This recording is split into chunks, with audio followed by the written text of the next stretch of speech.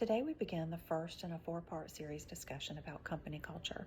And as you recall, we're utilizing some of the information from Simon Sinek. He defines company culture as a combination of our values and our behaviors.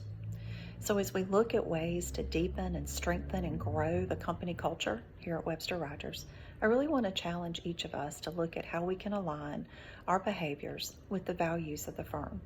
And just to recap what those are: one firm, integrity, stewardship, relationship, and excellence. Sinek further defines company culture into four components. We're going to talk about one of those very briefly today: recognition and feedback.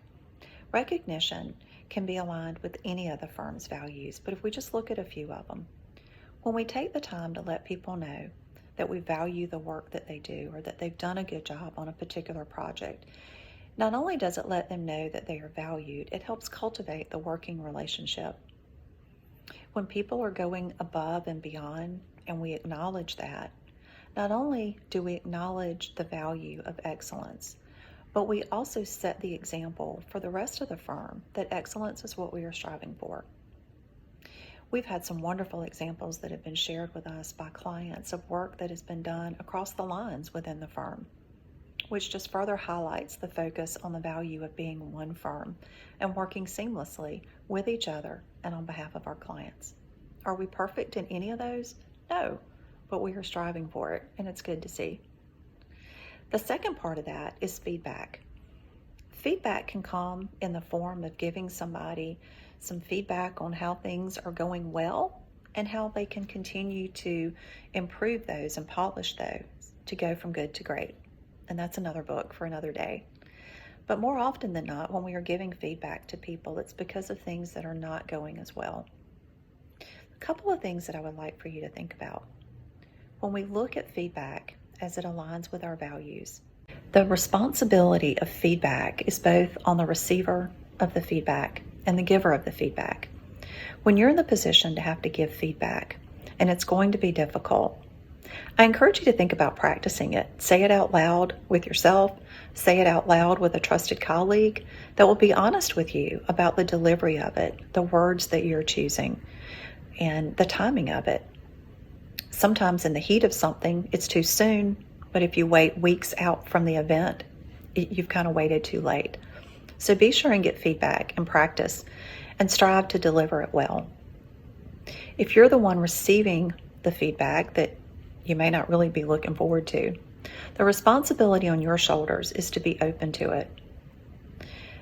It's to trust that the person who's giving you the feedback has your professional best interest at heart, and that they are focused on the intent of seeing improvement, not just in the work, but giving you the feedback you need to grow as a professional. One of the things I do want to challenge you to think about, whether you're the recipient or the giver, is the value of integrity. If there's a situation that arises and feedback needs to be given, and we don't do it because it's uncomfortable, because we're afraid that the person won't like us, or that it might damage personal relationships that we have with each other outside of the firm, are we really honoring our own professional integrity when we do that? Are we really honoring the professional integrity of the person who would benefit from the feedback?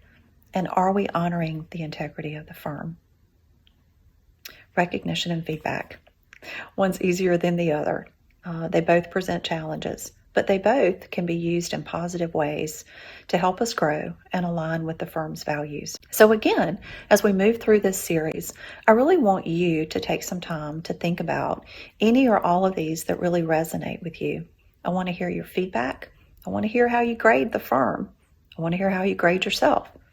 What are your commitments to what you're willing to do to help us grow in those areas? And what are your recommendations on what we can do as a firm?